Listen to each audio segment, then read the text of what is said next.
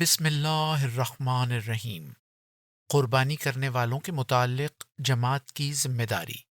خطبہ جمعہ سیدنا حضرت خلیفۃ المسیح ثانی رضی اللہ تعالی عنہ، فرمودہ 20 مارچ سن 1925۔ قسط اول۔ سن 1925 میں حضور رضی اللہ تعالی عنہ نے یہ خطبہ ارشاد فرمایا۔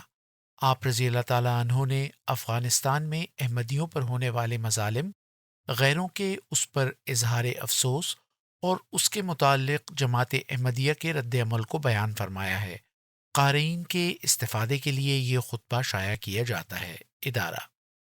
روحانی تعلقات جو جسمانی تعلقات سے کہیں بڑھ چڑھ کر اہمیت رکھتے ہیں، ان میں یہ کس طرح ہو سکتا ہے کہ جن کا ان مظلوموں کے ساتھ روحانی تعلق ہو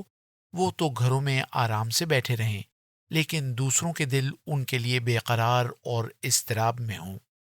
تشہد، تعوذ اور سورہ فاتحہ کی تلاوت کے بعد فرمایا، وہ تکلیف دہ اور صبر و قرار کو کھو دینے والے واقعات جو پچھلے چند مہینوں میں ہمیں پیش آئے ہیں، ان کے متعلق طبعی طور پر ہماری جماعت کے دلوں میں ایک بہت بڑا ہیجان اور جوش ہے، اور ہونا چاہیے، کیونکہ اگر ان مظالم کے بعد جو کابل میں ہمارے مظلوم بھائیوں پر کیے گئے اور اس بے دردانہ سلوک کے بعد جو ہمارے بھائیوں کے ساتھ وہاں روا رکھا گیا، ہماری جماعت کے دلوں میں دکھ اور درد اور خاص جوش پیدا نہ ہوتا، تو میں سمجھتا کہ ہماری جماعت کے دل نہ صرف برادرانہ محبت اور ہمدردی سے خالی ہیں، بلکہ ان کے دل انسانی دلوں سے بدل کر کچھ اور بنا دیے گئے ہیں۔ بس ان واقعات اور حادثات کے بعد جو کابل میں ہمارے مظلوم بھائیوں کو پیش آئے، ہماری جماعت کے اندر جوش کا پیدا ہونا ایک طبعی امر ہے، اور میں دیکھتا ہوں ہماری جماعت کے دلوں میں اس بات کا بڑا بھاری احساس اور نہایت ہی گہرا اثر ہے جب وہ یہ دیکھتے ہیں کہ ہمارے کچھ بھائی میدان وفا میں نہایت بہادری اور دلیری کے ساتھ اپنے سروں پر بازی کھیل کر بازی لے گئے ہیں۔ تو ہمیں بھی ضرور کچھ کرنا چاہیے۔ ہماری جماعت کا یہ جوش، احساس اور اپنے مظلوم بھائیوں کی مظلومیت پر ان کے دلوں کا یہ اضطراب نہایت قابل قدر ہے، اور میں سمجھتا ہوں کہ ایسے موقعوں پر ایسا ہی ہونا چاہیے۔ بس اس جوش اور اس احساس کا طبعی نتیجہ یہ بھی نکلا ہے، اور نکلنا چاہیے تھا، کہ ہم غور کریں، ہم نے اپنے ان مظلوم بھائیوں کو جن کے ساتھ نہایت بے دردی کا معاملہ کیا گیا، یا جن پر افغانستان میں ظلم ڈھائے جا رہے اور ہر طرح ان کو ستایا جاتا ہے، انہیں ان مظالم سے نجات دلانے اور دشمنوں کے شر سے بچانے کے لیے کیا کیا اور کیا کر رہے ہیں، اور آئندہ ہمیں کیا کرنا چاہیے۔ میں سمجھتا ہوں کہ اس بے دردانہ سلوک پر جو کابل کی حکومت میں ہمارے بھائیوں کے ساتھ کیا گیا، اور وہ اندوہگیں اور المناک واقعہ جو ہمارے مظلوم بھائیوں کو نہایت بے کسی کی حالت میں پیش آیا، اس کا یہ لازمی نتیجہ تھا کہ ہماری جماعت کے دلوں میں قدرتی طور پر اس سے خاص جوش اور اس کا خاص احساس پیدا ہوتا۔ اس لیے ہماری جماعت کا جوش اور اس صدمے کا بڑا بھاری احساس اس وقت ایک طبعی امر ہے جو نہایت قابل قدر ہے، اور ایک زندہ جماعت کے افراد کی زندگی کا ثبوت ہے، کیونکہ ہر ایک ایسی جماعت جس کے افراد زندہ ہوں، ان کا فرض ہے کہ انہیں اپنے مصیبت زدہ بھائیوں کی تکالیف کا احساس ہو۔ بس ہر ایک احمدی اس کا ذمہ دار اور جواب دہ ہے، اور لازماً ہر ایک کے دل میں ایسے خیالات پیدا ہونے چاہیے۔ لیکن یہ واقعات ایسے المناک اور افسوسناک ہیں کہ ہماری جماعت کے افراد تو ایک طرف رہے، وہ لوگ جو ہماری جماعت میں شامل نہیں لیکن ہماری جماعت سے ہمدردی رکھتے ہیں، ان کے دلوں پر بھی ان واقعات کا بڑا اثر ہوا ہے۔ پھر وہ لوگ جن کو ہماری جماعت سے کوئی ہمدردی نہیں، بلکہ وہ ہمارے دشمن ہیں، بلکہ وہ اسلام کے سخت ترین دشمن ہیں، ہمارے بھائیوں کی مظلوم حالت نے ان کے دلوں میں بھی حکومت افغانستان کی نسبت جذبات نفرت کی لہر پیدا کر دی ہے، حتیٰ کہ بعض ان میں سے اپنے جذبات اور احساسات کو اتنی اہمیت دینے لگ گئے ہیں کہ وہ ہمارے جذبات اور احساسات کا صحیح اندازہ نہ کرتے ہوئے اور ہماری قلبی کیفیات کو نظر انداز کرتے ہوئے یہ خیال کرنے لگ گئے ہیں کہ وہ ہم سے بھی زیادہ اس صدمے کو محسوس کرتے ہیں اور ہم سے زیادہ ہمارے مظلوم بھائیوں کے خیر خواہ ہیں۔ چنانچہ ان کے ہمارے پاس خطوط آئے ہیں، اور وہ ہم سے پوچھتے ہیں کہ ہم نے اپنے مظلوم بھائیوں کی اعانت اور مدد کے لیے کیا کچھ کیا اور کیا کریں گے۔ چنانچہ ابھی پچھلے دنوں جو میں ایک کام کے لیے اپنے ایک عزیز کو ملنے کے لیے باہر گیا اور لوٹتے ہوئے لاہور ٹھہرا، تو وہاں میرے پاس چند آدمی ان لوگوں کی طرف سے جن کو ہماری جماعت کے لوگ پیغامی کہتے ہیں اور وہ اپنے آپ کو احمدی کہتے ہیں، مجھے ملنے کے لیے آئے۔ وہ جب تک اپنے آپ کو احمدی کہتے ہیں، میں بھی ان کو احمدی ہی کہتا ہوں۔ گو عقائد کے لحاظ سے وہ ہمارے سخت مخالف ہیں۔ ان کی طرف سے میں اس لیے کہتا ہوں کہ ان کی گفتگو سے جو انہوں نے مجھ سے کی، میں نے یہ معلوم کیا کہ وہ ان میں ابھی شامل نہیں، ہاں ان کے ساتھ تعلقات رکھتے ہیں، اور وہ ہمارے ایک بھائی نے جو انہیں ساتھ لے کر آئے تھے برسبیل تذکرہ بیان کیا کہ یہ لوگ کہتے ہیں جو کچھ کابل کے مظلوم احمدیوں کے متعلق مولوی محمد علی صاحب اور ان کے رفقا نے کیا ہے، قادیان والوں نے اس کے مقابلے میں کچھ نہیں کیا۔ مجھے یہ بات سن کر خوشی بھی ہوئی کہ اللہ تعالیٰ کا شکر اور اس کا احسان ہے کہ ہمارے ان مظلوم اور بے کس بھائیوں کے ظالمانہ قتل کے خلاف جذبات ان لوگوں کے دلوں میں بھی پیدا ہو گئے ہیں جن سے آج تک سوائے سب و شتم کے ہم نے کچھ نہیں سنا، بلکہ ان واقعات کے بعد بھی انہوں نے کئی ایسی باتیں کی ہیں جن کی غرض صرف ہمیں چڑھانے اور ہمارا دل دکھانے کے سوا کچھ نہ تھی۔ مگر بہرحال مجھے اس بات کی خوشی ہے کہ ان کے دلوں میں یہ بھی احساس پیدا ہوا ہے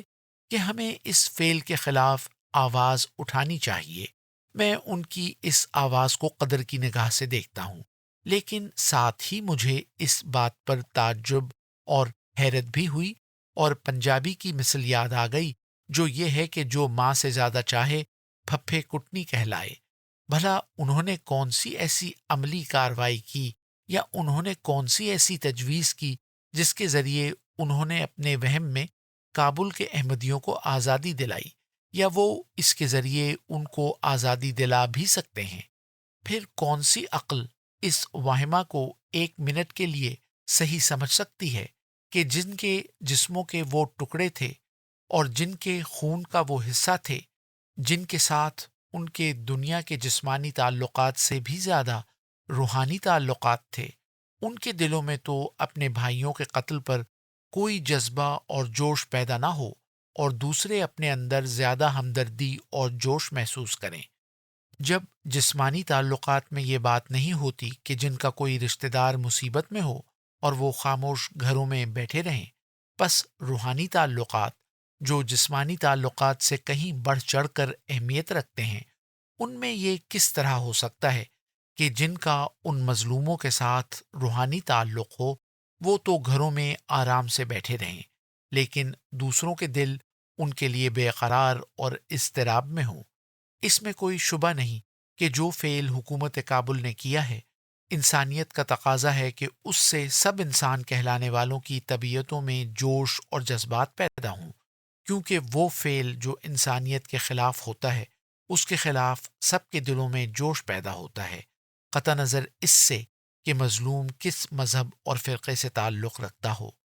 مگر اس میں بھی کوئی شبہ نہیں، جوش کے بھی حدود اور مدارج ہوتے ہیں،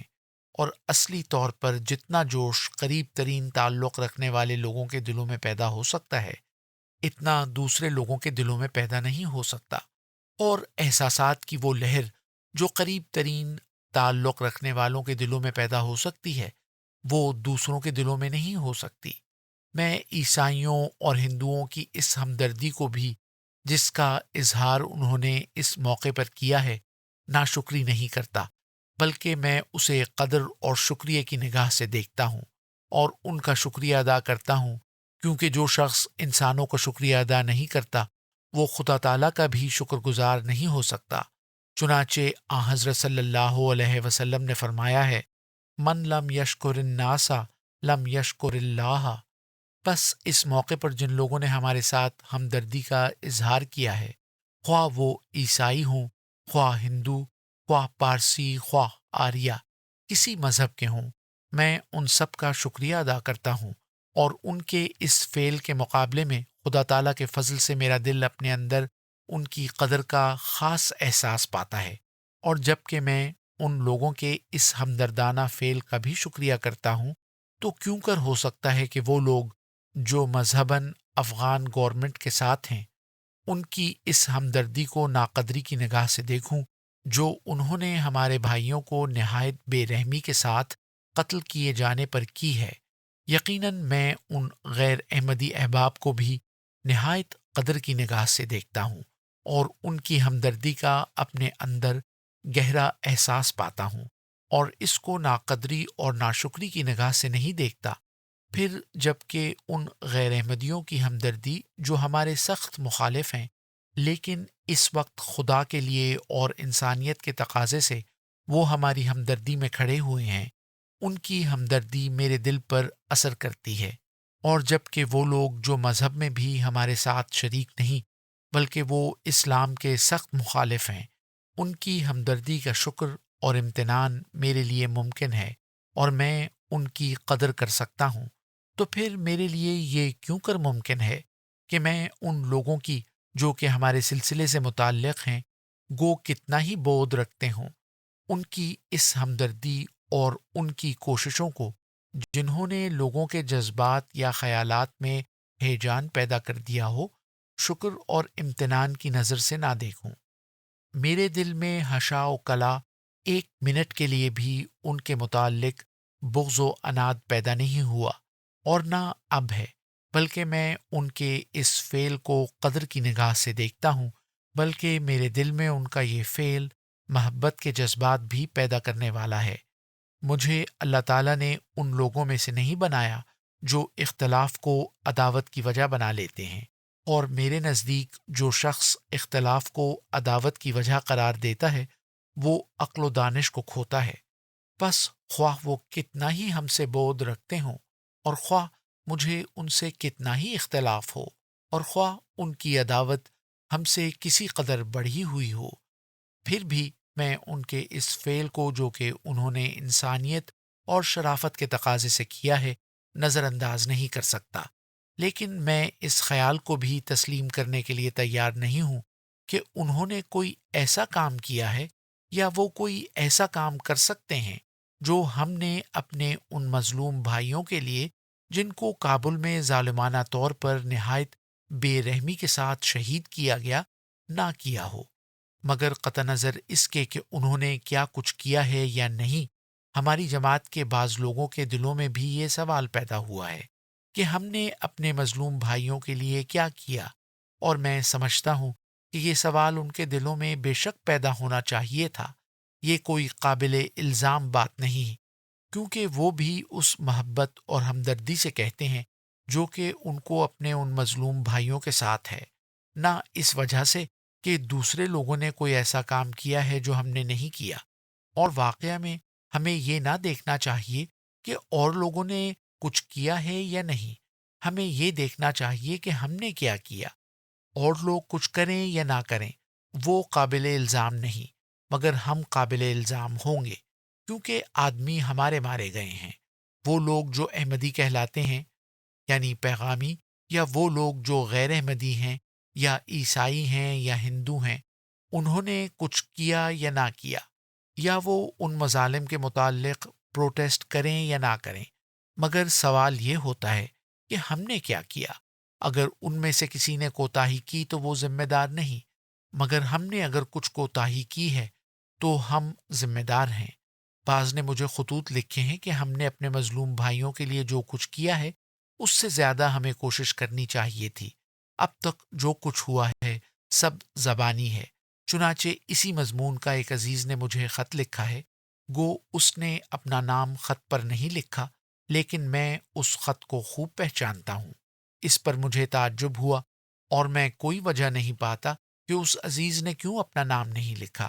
کیونکہ اس نے کوئی ایسی بات نہیں لکھی جس کے لکھنے پر نام چھپایا جاتا اور جو قابل الزام ہو، اور اگر قابل الزام بھی ہوتی تو بھی ایک مومن کی شان کے یہ بالکل خلاف ہے کہ وہ ایک تحریک کرے مگر اپنے آپ کو چھپائے۔ خدا تعالیٰ قرآن کریم میں فرماتا ہے، قل اعوذ برب الناس ملک الناس الہ الناس من شر الوسواس الخناس الذی یوسوس فی صدور الناس، کہ تم کہو میں پناہ مانگتا ہوں رب الناس، ملک الناس، الہ الناس سے، خناس کے وسوسے کے شر سے۔ بس اپنے آپ کو چھپا کر کسی قسم کی تحریک کرنا تو شیطان کا کام ہے۔ مومن ایک منٹ کے لیے بھی یہ گوارا نہیں کر سکتا کہ وہ ایک تحریک کرے اور پھر اپنے آپ کو چھپائے، ایک بات پیش کرے اور خود سامنے نہ آئے۔ یہ طریق خناس کا ہے کہ وہ ایک خیال پیدا کرتا ہے مگر آپ سامنے نہیں آتا۔ مومن کو ایسے طریق سے بچنا چاہیے۔ میں اگر صحیح سمجھا ہوں تو وہ ایک نیک اور مخلص نوجوان ہے۔ اس کا نام چھپانا میں ناپسند کرتا ہوں۔ اس عزیز نے یہ بھی لکھا ہے، ہم نے کابل کے مظالم کے انسداد کے لیے کچھ نہیں کیا، اور جو کیا ہے وہ سب زبانی ہے۔ ہم نے اپنی جگہ ریزولوشن پاس کیے، اور یہ ایک شور ہے جو دنیا میں پیدا ہو گیا، مگر عملی طور پر ہم نے کیا کیا؟ میرے نزدیک یہ سوال صحیح ہے کہ ہم نے اگر سب کچھ زبانی نہیں کیا تو کون سی حقیقی قربانی یا کوئی ایسا کام کیا ہے جس سے ہم ان مظالم میں جو ہمارے بھائیوں پر کیے گئے اور کیے جا رہے ہیں شریک ہو سکیں، یا کم از کم ان مظالم سے ان کو بچا سکیں؟ اس لیے میں مناسب سمجھتا ہوں کہ وہ تجاویز اور وہ کوشش جو ہم نے اپنے مظلوم بھائیوں کے لیے کی یا کر رہے ہیں، اس حد تک کہ قومی مفاد اور سلسلے کے اغراض کے لیے ان کا بیان کرنا مضر نہ ہو، میں بیان کروں اور بتاؤں کہ کیا کچھ ہم کر سکتے تھے اور کیا کچھ ہم نے کیا۔ باقی آئندہ۔